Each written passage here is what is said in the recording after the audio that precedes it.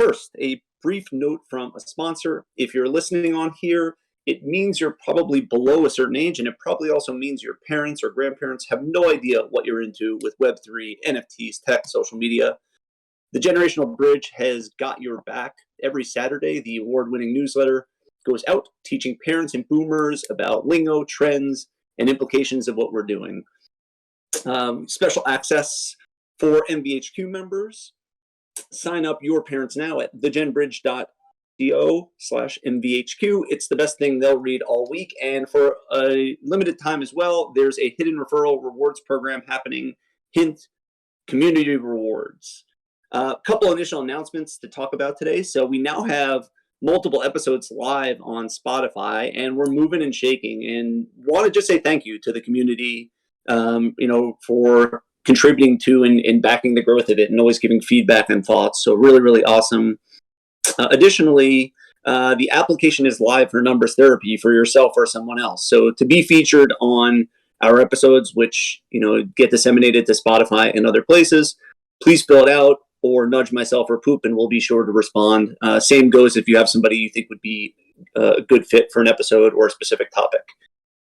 So for framing purposes, as we know, the purpose of numbers therapy is to talk through all of the macro, particularly pertinent today, and bring on and showcase our experts in here, and more specifically, so that everyone can understand how all the latest big pieces are fitting together, make better decisions with NFTs and other investments using a balanced perspective, learn about or from some of our people in here and get their perspectives, and also learn about different areas and opportunities that exist out there as well and different ways of thinking. So as I always remind, there are different levels in here. So it's important that everybody goes along for the full ride. So if you have questions, if they're intro questions and what feels like intro questions, if it's just a definition, please drop it into the guest questions along the way. I'm sure somebody else has the exact same question as you. And it's really important that we can all, carry through the full conversation and get everything out of it. Lastly, important note and disclaimer, none of what you hear in here is financial advice. It's all opinions. And so without further ado, and on to today's guest and episode. So we're officially back on the international road and flew recently from Boston Logan visiting Peerless, and are now officially in the Southern Hemisphere and find ourselves today in Chile. And for those of you who know your Web3 geography, you may have a guess what that means. So today's episode will hit on the Chile and South American angle, but we'll also hit from a functional perspective on the current state of dev teams, security, and the interaction of dev teams with core project teams and that evolution as well. Today's guest is a really special one, of course, who many times over has made his name with contracts and development expertise, helping us many times over manage security effectively, prepare for contracts, and equally just learn about smart contracts and their nuance. His perspective, of course, goes beyond this, as well as he's become, with all of us, a very solid trader, as well as an ARB puzzler as well, when appropriate. You may even know him for his vintage heavy typing audio sounds as well. I was particularly excited when I got the chance to spend time with him in NYC and catch up, get some of his later thoughts and perspectives, and frankly, just have a drink and laugh. I'm really excited to have him on and have him as a friend. So without further ado, please welcome Kfish, everyone. Kfish, what is going on today? Yo, Aslo, how's it going? Thank you for having me. It is going. Yeah, man, it is going. Thrilled to have you on. We're coming on today with the markets and doing something. The devs are doing something in the background, so the timing's particularly fitting. So, where we tend to start in the show is maybe getting a little bit of background on yourself. So maybe if whatever you feel comfortable with, if you could talk a bit about your pre-Web3 background. What were you doing before? How was your time spent? Anything you feel comfortable sharing? Sure. So the Web 2 life of Kfish. Lots of video games, lots of software development, and not as much of a degen until I got into Web 3, but there was always something about flipping stuff and trading. So whenever I was playing World of Warcraft or Path of Exile, I usually sat at the auction house trying to flip stuff. But, a lot of software development that had to do with scaling cloud infrastructure, continuous integration, continuous delivery, pretty much like what people call the software development lifecycle. Very interesting. Very, very interesting. So I mean, that's not a surprise. I don't feel like to anybody in here hearing that's where you came from, of course.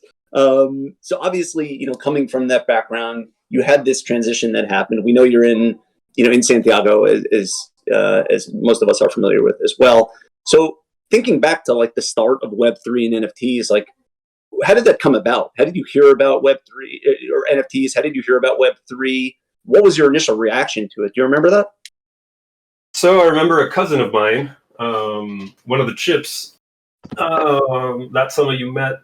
He talked to me about crypto, I don't know, back in maybe 2017, and I tried to set up an account on an exchange, but they wouldn't like verify my account. So I said, screw that, which because because I would have been earlier. But eventually I started to take a look at Web3 a little bit, more closely, and I got into trading just coins, tokens, just cryptocurrency. And one of the things that I always try to do is to find communities where I can learn. And as a gamer, I was like, oh, I wonder if anyone's like streaming on Twitch or something. So I hung out in a couple of Twitch streams, learned a little bit from people that were, presenting some TA, some theory behind stuff. And eventually I saw them getting into NFTs with Zrun. And there was something about the user experience with Zrun that didn't click for me in Web3. Like entering a race by just signing a message. I was like, what is this? So I started to follow the transactions a little bit and ended up reverse engineering their contract for the horses because I wanted to understand like what is going on. And that was like my first sort of deep dive into an NFT contract. From there, I bought a couple pudgy penguins, like 12, at like, I don't know, 0.03, like after mint on secondary. And I felt like a god when I sold at 0.05. I was like, yo, I probably lost money with royalties and gas, but didn't really know anything about what I was doing. But I had some pudgy penguins, and I was like, okay, where do I go now? I want to make sure that I do something responsibly with these. Like it's pretty much my only bag, right? So that's how I found Metaverse HQ. I saw that there were a few people that were part of Metaverse HQ. So after a couple days of thinking, I pulled the trigger, bought my key, joined, and I was welcomed by the greats, JJ, Connor, a lot of folks on Voice, and they were very open to just answering questions. They pretty much did a wallet review that same moment, and I just wanted to give back after that, and so I started to help out with like contracts and technical questions, and that's kind of how it took off. That's a really good story, and there's a lot of like both funny and interesting things in there too. By the way, right? Like first off, your intro into NFTs being Zrun. That's like not a story we've heard a lot. I'm sure like several of us touched Zrun. Like that wasn't the surprise, but many people are through the Top Shot pathway or even something else. So the Zrun story is a super interesting one. It's also like surprisingly comforting to hear coming from you that you were cynical about what was going on there, right? And it wasn't just a slam dunk, because like even for all of us, I feel like, right, is we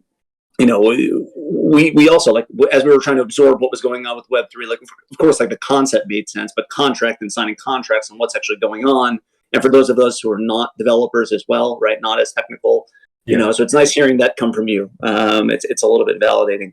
The other funny comment that I caught in there too is your comment about, the screw that when you couldn't sign up for the wallet, which is probably just like majorly emphasizes even still, right, the problem that exists. One of the interesting threads that I feel like many people in here probably have is they've had experiences in their lives where they missed out on something, and it still probably like irks them to this day, right? You missed out on like buying Bitcoin originally when it was in 2013 or whatever it is. Yeah. Missed out on some other version of it, and many of us in here were like, that is not going to happen again. Like, we're not going to let the ship sail again. It's not going to happen. And I feel like that's a common theme. But this question then exists is like, if we're trying to onboard more people into the space, right? How do we create that same urgency for them in the current situation, given the fact that onboard is still uncomfortable, right? On-ramps are still not perfectly comfortable. So that whole on-ramp thing is, maybe we'll get to that a little bit later, but it's definitely a question that we still have to solve, right? And it's something that's certainly on mine and everybody else's mind. So, cool. Go ahead, Kfish. Oh, 100%. 100%. Yeah. Yep. So when you were starting off, right? So you audited the contracts, you reviewed them, all that good stuff. You made a little bit of money, right? You joined MBHQ. What was your initial like reaction and intuition? Was your initial intuition to like just the gen and trade because you made a little bit of money on, it sounds like Pudgy Penguins, or made a little bit of money, maybe not counting gas and royalties, but made a little bit of money on Pudgy Penguins? Was it to take your expertise and just build something better? Like, what was your gut reaction to starting? Well, one of the things that I saw was, that a lot of people had background in things that were not tech. And that to me was interesting because, Web3 is such a technical thing.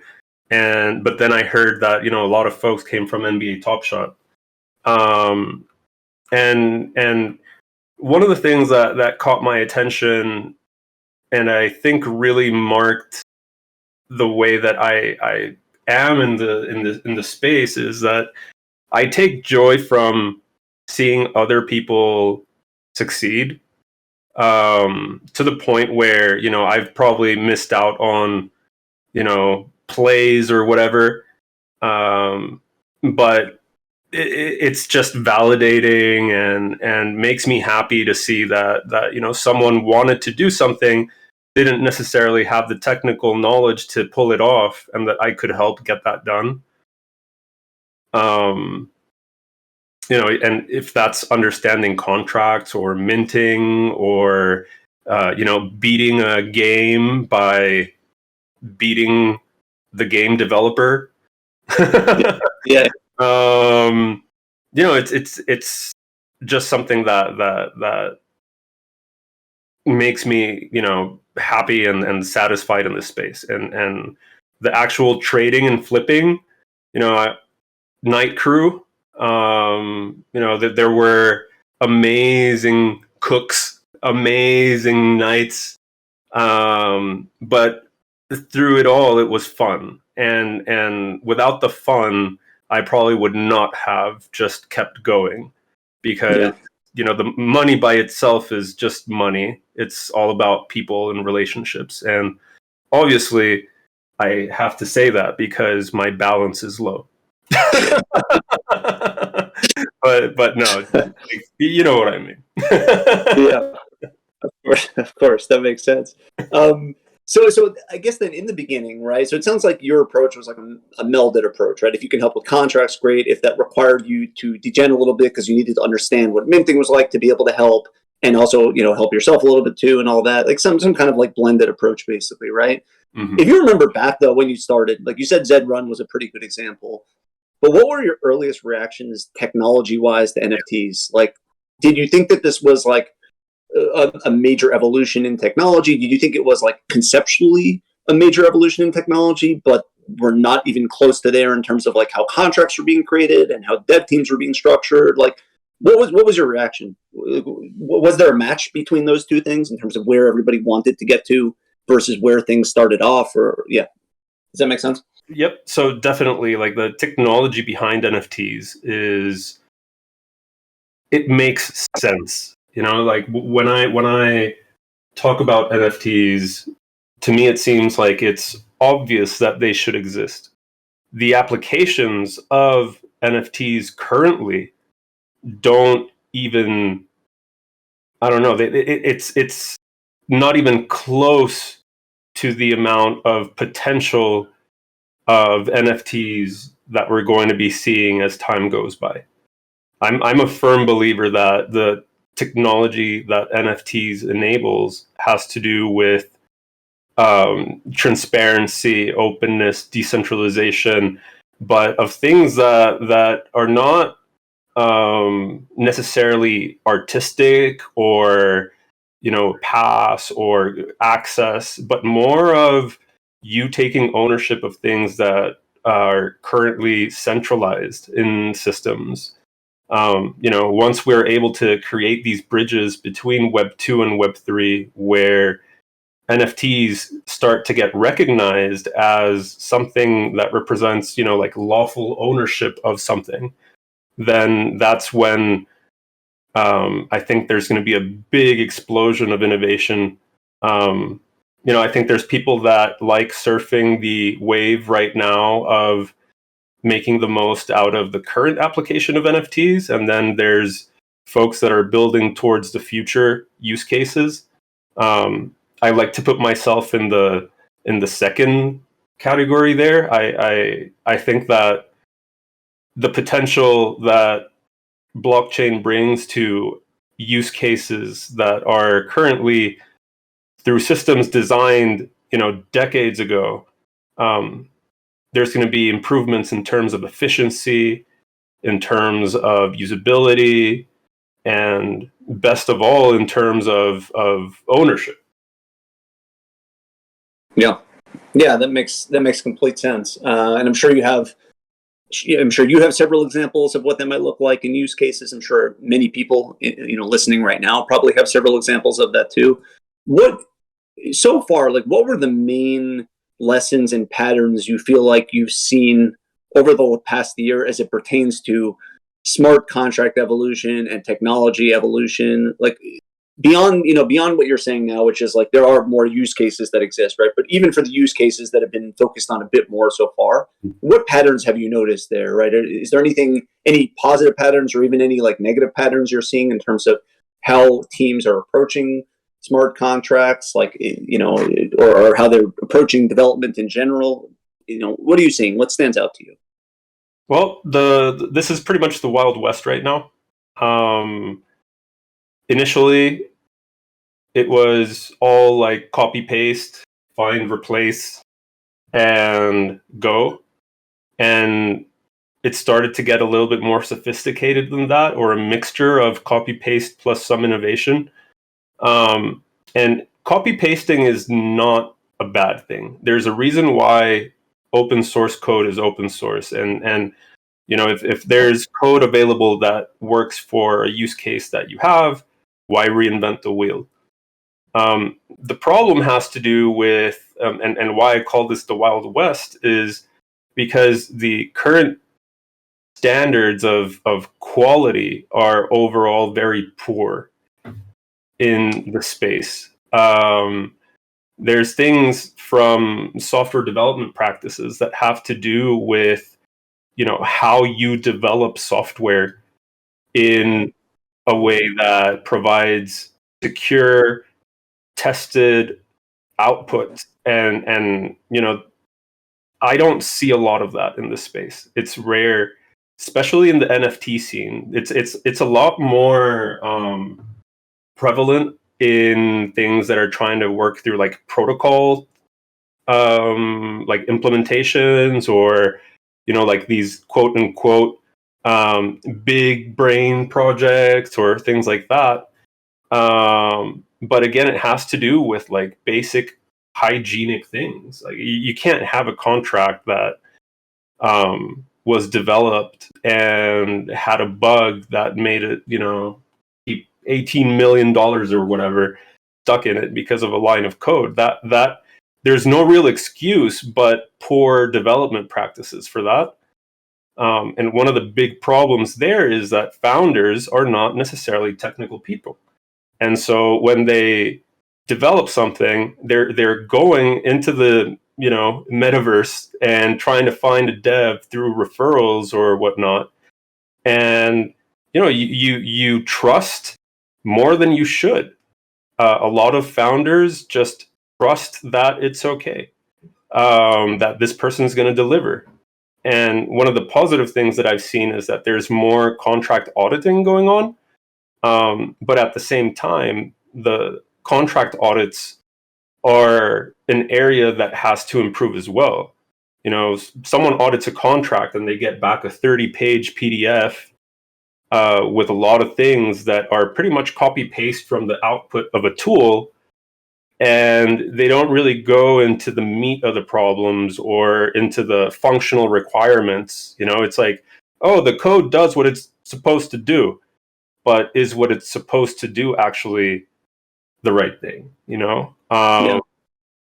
Yeah, I could keep going. Well, I think you just bring up a really interesting and important point that exists, which is there are many really brilliant people out there who have tons of excellent ideas and even understand like new applications for NFTs, of course, but even within current applications of NFTs have brilliant ideas, but they're not technical. They're not developers by trade, right? So, how do we bridge that gap is, I guess, the question, so that these people can feel comfortable and motivated to create projects that could be not just very successful projects, but also add a lot of value to what we're doing, things that we might love, right?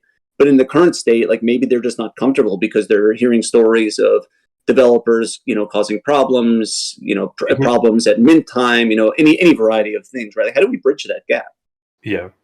Well, the first thing I think is to recognize that there are things that people don't know that they don't know. And you pretty much have to wonder what the limits are of something that you're building just based off of the horizon that you get to see from what you know. There's probably someone that can expand that horizon, right? Someone that is more technical that could help expand that horizon. So there's an educational component. What is possible through smart contracts? And I think that if I was to ask founders that question, I would get varied responses, but I'm not sure that I would hear things that have to do with the future wave, right? It's probably more about what they have seen. It's like, oh, there you can stake, you can mint, you can do this, you can do that. But there's a lack of technical depth into the possibilities, right? So like if you're a founder and you're not technical, look for technical people that you can talk to and create a more informed point of view.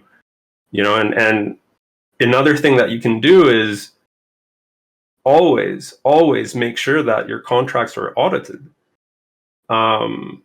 Even if they're developed by the best developers in the world, contracts require auditing because humans write code and humans make mistakes, no matter how awesome humans are. So, it's when I write a contract, I always look for someone on the team to go and take a look at it, or I try to share it with people because they're going to find things that, I just didn't notice and missed. And it happens, right? So building that sort of education on development practices and what is possible or what could be possible is a way that things are going to get better. Yeah, that makes sense. And there's a whole load of questions that could sprout out from here too, right? In terms of like, what's the optimal team structure if you're a founder?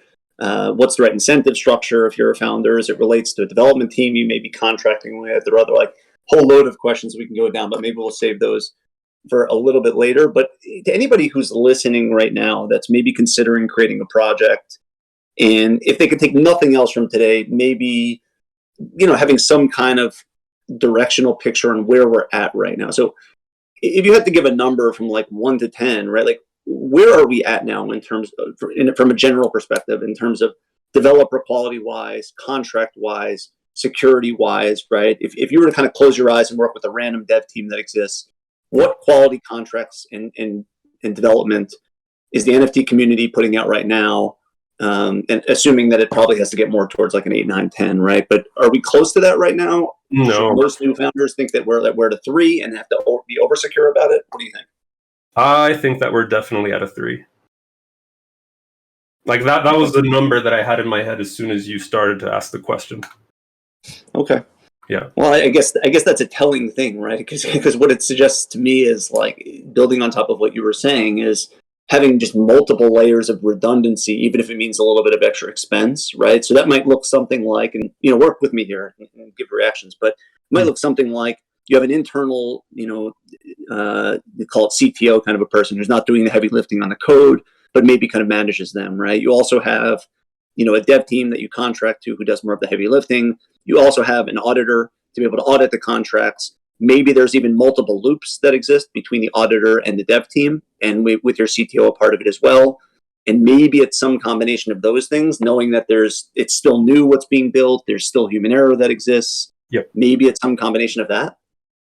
Yeah, there's definitely different models that work depending on whether someone that you have on the team is the developer or whether you are contracting out the development work. But there are certain things that you can ask for that would help improve the odds a lot more of things going more towards 7, 8, 9 than staying around a 3. And it has to do with like just deliverables in form of the code, the documentation, the test cases, the even the development workflow. There's this thing in software development where you try to co-create.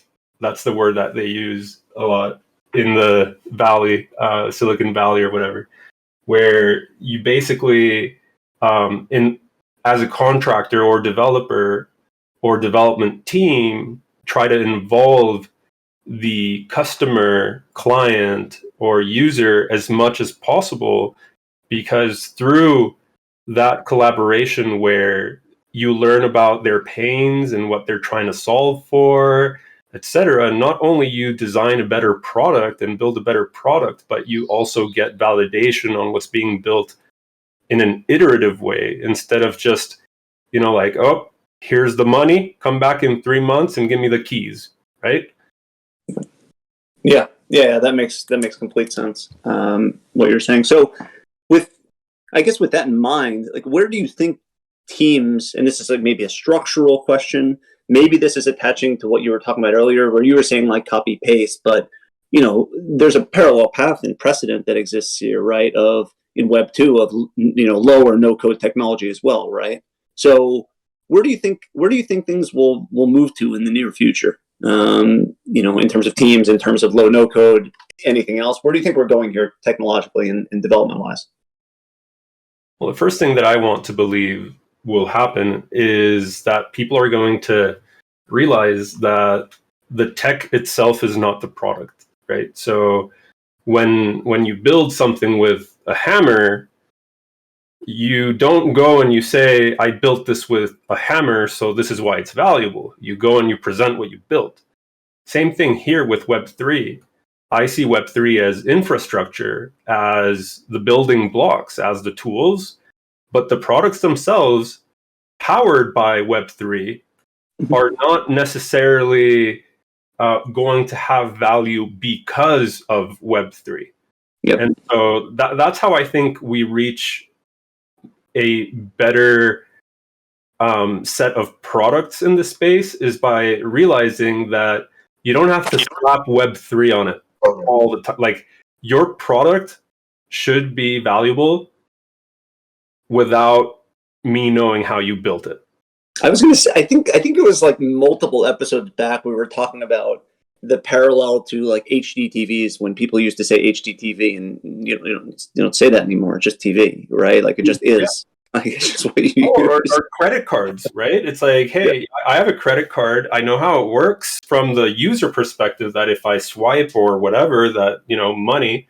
But I don't know how the underlying protocol works and the different services that enable it, etc. It's like, okay, great. Just someone tell me, is it secure? Yes or no? And can I use it? Tell me how.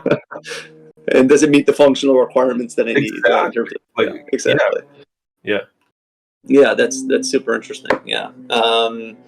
So the one other different perspective maybe that's worth talking about for a second here, and I don't know if you'll have an answer to this or not. I mean, I know you trade also, of course, but many of the people in here are not technical, or somewhere in between, right? Maybe they understand product a bit, they have a decent sense, but they're not a coder, for instance, right? Or don't have experience with that. How is a non-coding, and maybe we'll talk this out together, but how is a non-coding investor, can you assess a possible team? Like what signals could you look for, or what things could you like push on or prod on, knowing that you can't read contracts yourself, right? If that's not your expertise, to get a sense of like, maybe we have a problem here with this project. Maybe there's a development problem, and therefore maybe I should not invest in this project or trade this project because any reason, right? Like malicious or otherwise, there may be a problem that exists here. Anything come to mind as an investor or trader that you should, signals you could look out for, questions you can ask, anything to get a sense of like what might be a pretty technically solid project versus not? Yeah, a technically solid project can be explained in English. Like you don't need to know code. You can, if you're looking like as an investor, right, and you want to drop cash and invest in something, not just buy like NFT, but invest in a company or invest in something technical. If you're not technical, then you shouldn't be the one assessing the technical aspect of it. You should be assessing the value. And if you can bring someone on to do that technical sort of analysis and diagnose the situation, but if we're talking about NFTs and we're talking about like, hey, should I buy this? Should I invest into this project?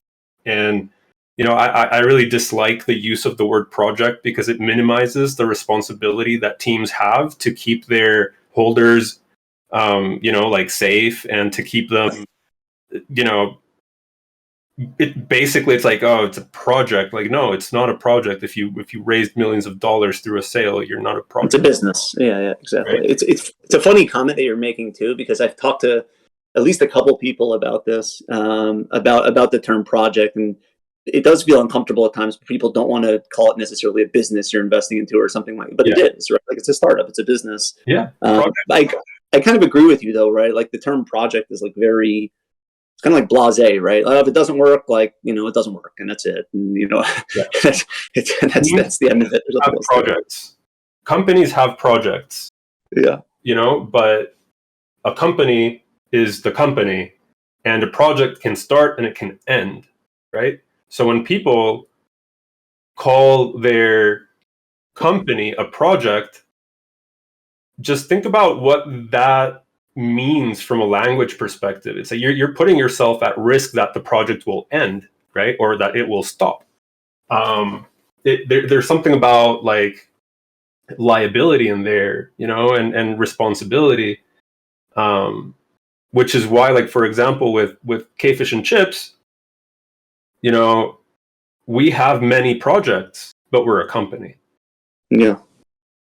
I wonder if there's a world in which instead of investing in a project, right, like we're talking about right now, there's an opportunity to like buy NFTs that, maybe even in the future have royalties attached to it or something for a business, right? Like you're investing in the team and the business and you're not investing in any specific project. Therefore, every project that comes out, I guess that's kind of like, one of these kind of multi-models, like a recur model or something like that. But it's not identical, of course, right? Because there's no royalties or none of the good stuff like many of us want.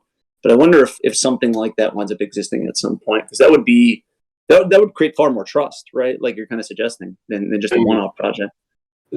it's technically feasible, but the current situation with all of the regulations, that sort of blocks the amount of creativity that can be applied today, because a lot of people don't want to risk being categorized as a security or as a, like they don't want that sort of, they don't want to be under investigation or anything like that, and with reason, right? It's like, it's an emerging technology that not only enables existing businesses to start using it, but it enables a new business models and new Yeah. ways of functioning, right?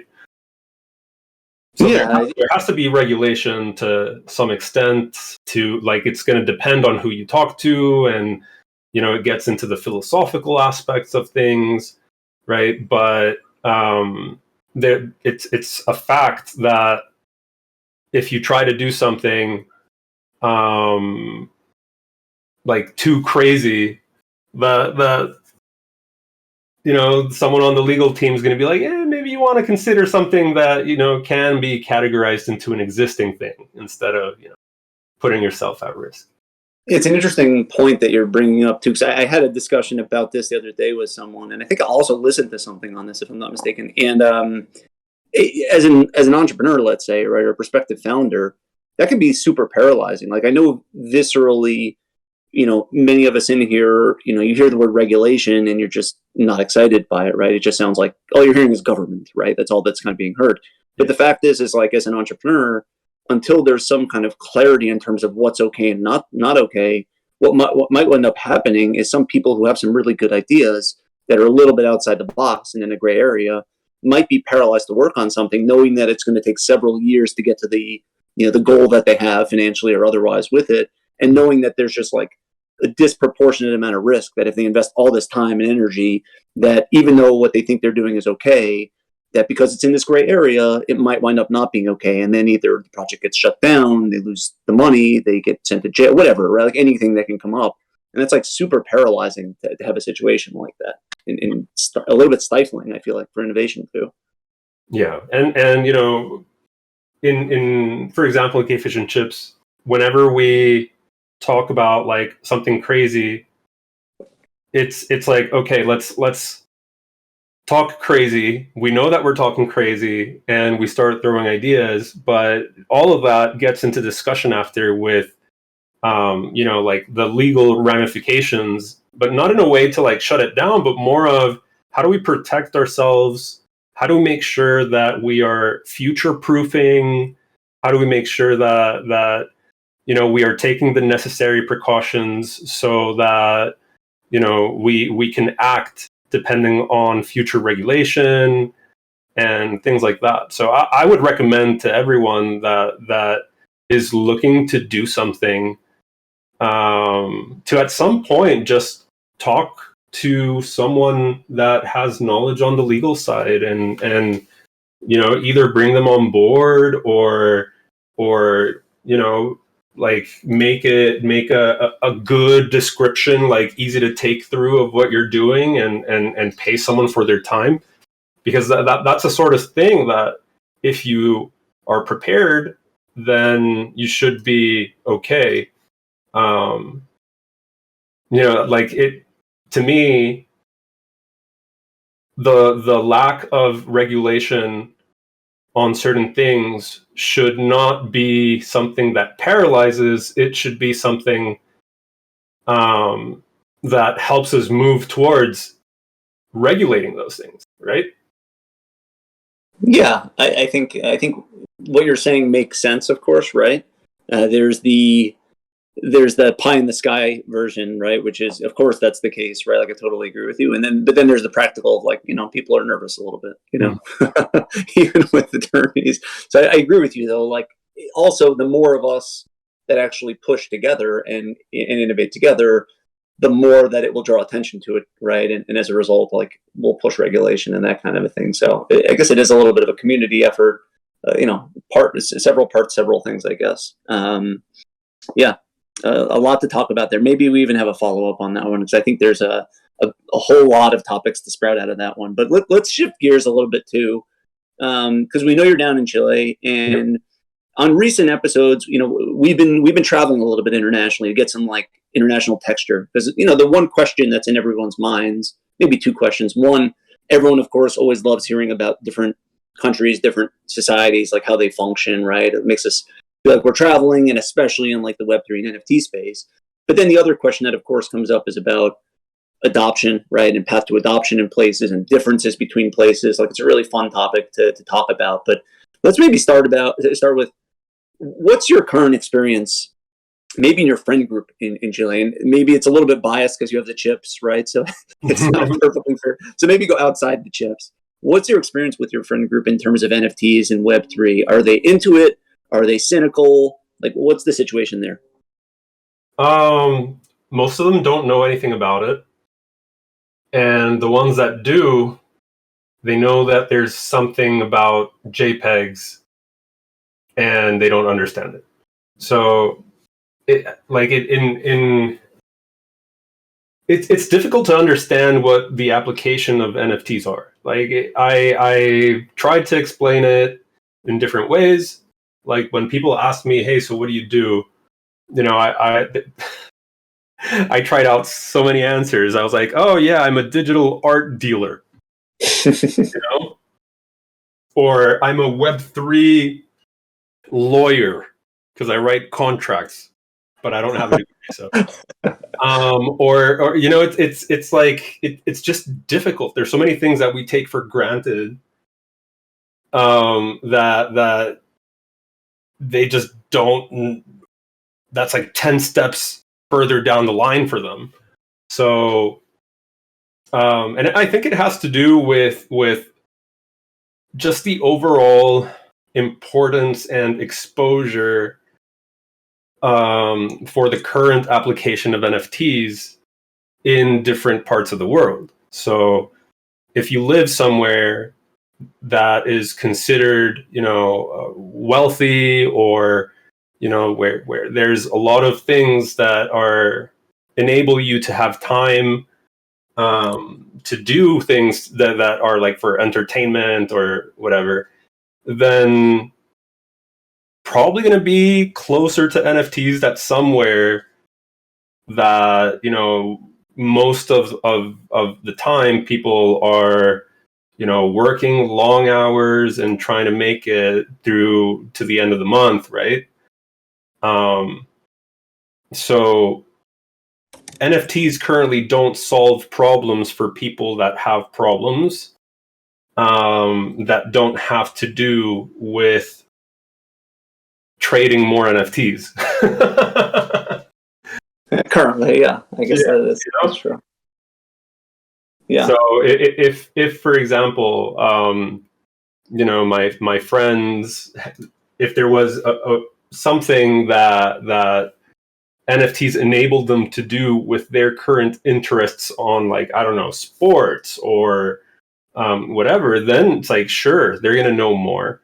But people that are not into the early internet culture, digital sort of thing, and Discord and communities, and don't come from like a background that somehow led to seeing NFTs, well, those people are not going to really know much about them, and because they have no use for them. Yeah. Yeah, that makes complete sense. That makes complete sense. And so maybe that segues into the other, the other part of the question beyond your friends. Would you say a similar thing applies to, the general population in Chile beyond your friends? Do you think that's again, I don't want to overstate, and I'm not suggesting you have like tons of data on it necessarily, but from your gut, do you think a similar principle applies to like the wider Chilean population, maybe in cities especially? What is your thought? Yeah, I think that there's people are not in Chile, maybe, I don't want to generalize, but I'm going to a little bit, for sake of example only. There's different. Let's see. Chile is very centralized. In like Santiago the capital is where, people have everything that is required. And then there's people that live in cities that are, across the entire country, but everyone has to travel to Santiago. So there's a big difference in what happens in Santiago and what happens in different cities. It's almost like here we are very used to just realizing like, oh, you're not from the capital, right? Like you can tell. And life is very different when you don't live in the capital in Chile. There's it's almost like a different lifestyle, like a different time even. A different rhythm. Things are slower. There's more about like what we call go out and see the grass or touch the grass, I guess. So yeah, like I think that for NFTs to reach Chile, they would have to provide actual improvements in quality of life in some way. Yeah. Through utility of making an existing process more efficient, for example. Yeah. Yeah. And so let's do some data here real fast. Let me just rip off some data for everyone here. So I mean, first and foremost, I'm sure some of you are familiar with Chile. For those who are not, it's a very vertical country, right? Like very tall country, skinny but tall. Santiago is like near the center of it, if I'm not mistaken. Mm-hmm. But Santiago, the capital, as Kfish is pointing out, is about 5 million, maybe 6 million people, probably 6 million people at this point. Overall country is like over 20, right? So over like 30-40% of the population is in Santiago and the rest are elsewhere, right? So that's number one. Number two is in terms of median income, which is another consideration and ties into what Kfish is saying. It looks like it's about, from the source that I have, it's a little over 10K median income a year, which kind of puts it around, maybe 50th, 40th, 50th, maybe 60th in the world, plus or minus. If you contrast that with like the US, you're talking, 50K a year median income in the US versus 10K in Chile, right? Obviously, the cost of things is different, so it's not perfect, not apples to apples, but it's different. So that's a consideration too. Chile also, what's interesting is it's a moderately young country. So, the benchmark that we use, Kfish, I don't know if you heard the episode, but when Kai and Rao were on a handful of weeks ago, and we were talking to Kai about Japan is like pretty by far and away the oldest country that exists. The median age in Japan is 48 years old, something like that. And, there's not a lot of young people as well that exist. But in Chile, for instance, compared to the 48, it's 35 years old. So, we tend to use, of course, like young people as a signal for people willing to adopt possibly. But again, like 2/3 of them are probably outside of Santiago, right? And therefore don't have immediate needs that would come up anytime soon. So that's super interesting to see what the situation is there. What do you think? So just to reiterate what you're saying, it sounds like what you think drives the path to adoption in maybe Santiago or maybe even beyond that is practical day-to-day utility. So people are probably not going to care from an income standpoint and otherwise, unless it can either drive more money for them or it has practical application in their day-to-day life, right? It's used for real estate, it's used for whatever, transportation, whatever else it is, like a real human practical application. That's what your thought is? Yep, exactly. It's grabbing existing problems around efficiency in things that impact quality of life directly, either through time or cost, and making it easier through the use of technology, which, in this context, through the use of NFTs. I know it's not like the sexy thing to talk about, right? Because it's not like projects that can get created very rapidly, and it's certainly not things that you can like mint and flip probably, right? Or even invest in. But there's like a lot of money to be made in these. There's so many potential applications that could exist, so many potential customers and clients of it. Like there's a lot of money to be made on innovating in those areas too, definitely. Oh yeah. And it's like if I was to list my priorities in terms of what I'm building, I think that onboarding of new people to the space, providing impactful utility that makes their lives better in a way. Starting with the existing circles, like for example, don't take FOMO with you on the weekend with your family and enjoy your family. So how can that happen, right? Yep. And then, like applications that can help in the public sector, there's probably use cases that we haven't considered that have to do with, the management of information, where there's processes that exist currently that are slow because of the inefficiencies.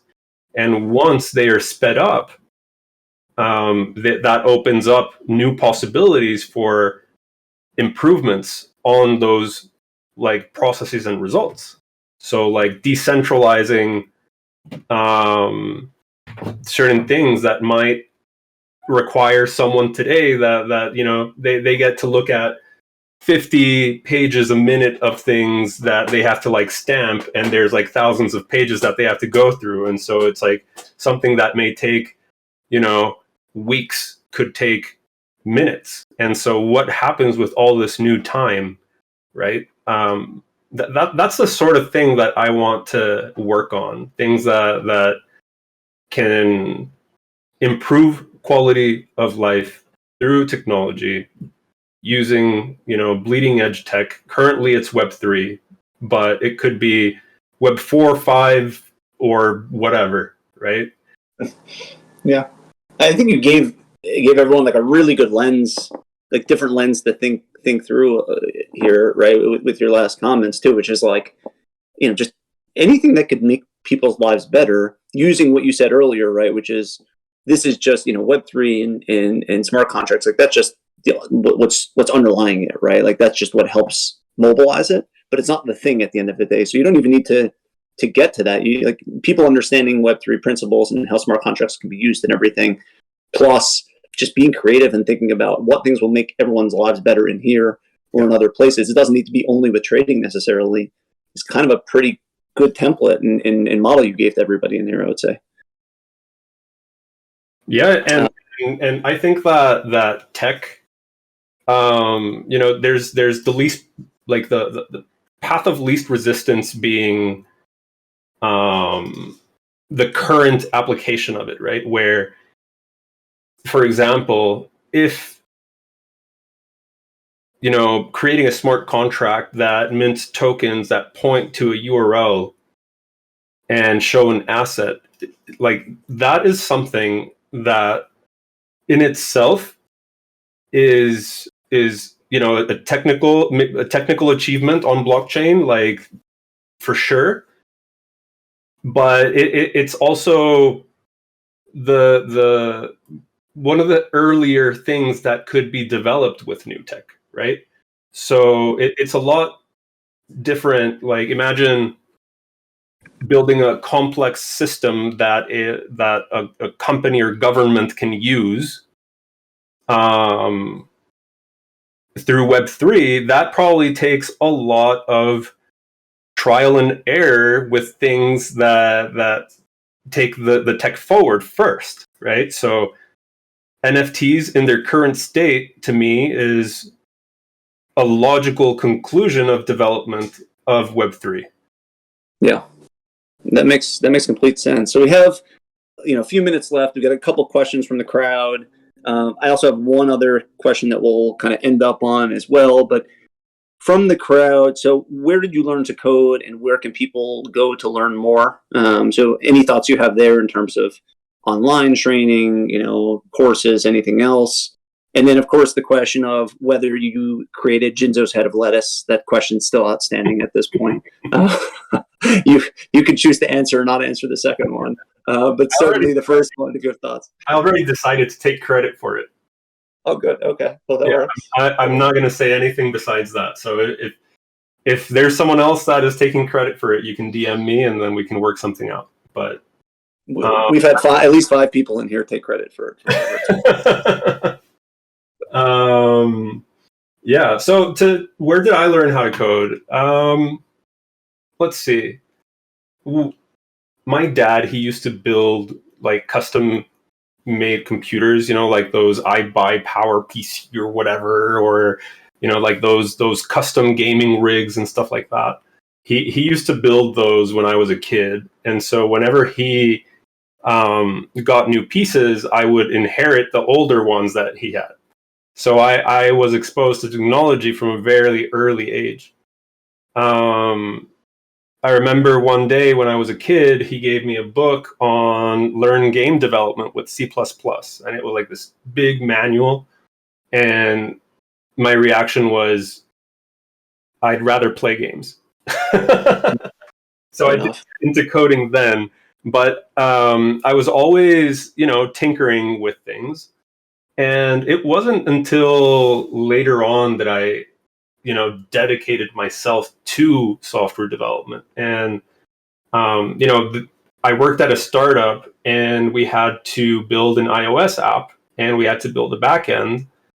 And I had experience with neither at the time. So I told the other developer, since you have experience in backend, you do that and I'll learn I'll learn the iOS stuff. And that's how I just jumped in. I had, I think it's having a problem to solve made it easier for me to learn than going through theory and then figuring out what to build. And whenever someone asks me, like, hey, how can I learn how to code? It's like, well, what problem do you want to solve? Right? Um, Coding with a purpose is a lot easier than coding to learn coding. Right? It's like going back to the hammer. It's like you can learn how to hammer, but what are you building, right? Don't wait until you know exactly how to use the hammer to go and build something. Same with code. It's like, don't wait until you have learned how to code to actually go and code. The best way to learn is to break things, to test things out, to figure out, get stuck, frustrated, find the answer, going through all of that, because it's a never ending learning journey with technology. People that learn how to learn can keep up, but people that learn one specific thing, well, as soon as that thing is not relevant, then game over. Yeah. It's an interesting response. I don't feel like I've heard that a whole lot, to be honest with you. Most people will say, like, go to a boot camp, something else, right? Take an online course. So that's an interesting approach. It's kind of refreshing also, because it kind of means like you can come up with something, think about how to do it, and then just go attack it, right? And tinker with it. You have the motivation behind it, like you're kind of suggesting also. So I like that approach. It's very good.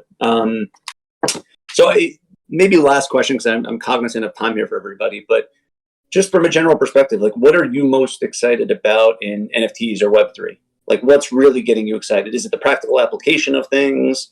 Is it the opportunity to just get better, technically? Like, what thing or things are getting you really excited currently? Well, currently, Kfish and chips has me super excited. Like Fair enough. you know, basically everything that I talked about earlier about, my priorities, what I want, and what I think is going to happen, through Kfish and chips. That's the way that I can do it.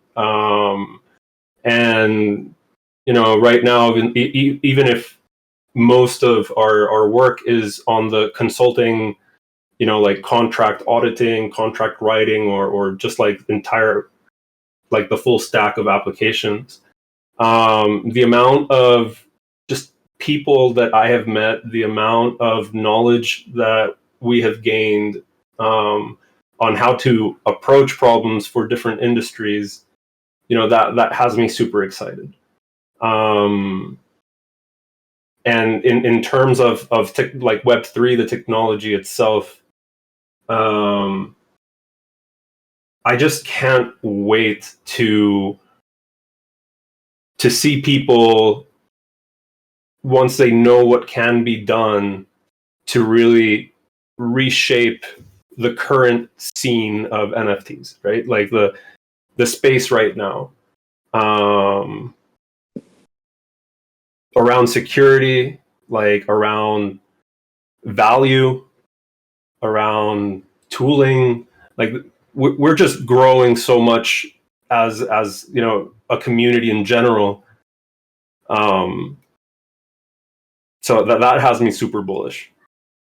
Yeah, I feel like what I'm kind of hearing from you is not just like the growth in applications and everything, but also this kind of like frustration / fire about like the things that people misrepresent Web3 as or NFTs as, like all the problems that they tend to see in terms of security and scamming, whatever. But the reality of like how dynamic it is and pushing towards that. That's kind of what I'm hearing from you also. Yeah, there's things that I'm very disappointed at, and I'm very vocal on Twitter about it.